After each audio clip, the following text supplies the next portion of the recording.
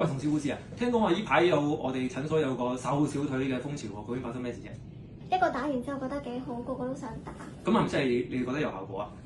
就係覺得有效，所以先一齊想打。咁啱醫生又熟手，但係咧我又擔心係咪要 keep 住打啊？咁如果要再打，我要隔幾耐？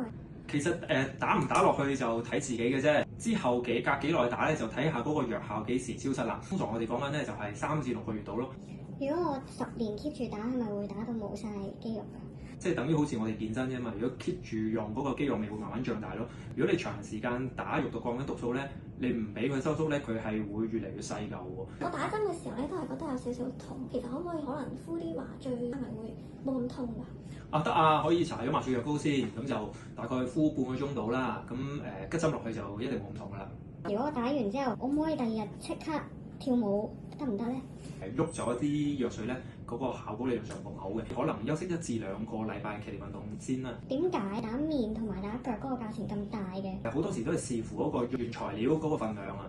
如果我哋打小腿，通常份量比起打面爭10倍都有嘅。咁我又想知道啦，係咪打完針之後啲女士又會着多咗裙，想 show 下自己嗰個成果俾人睇嘅咧？冇喎。點解？自己望住塊鏡都靚啲，都覺得開心啲。即係滿足自己咯。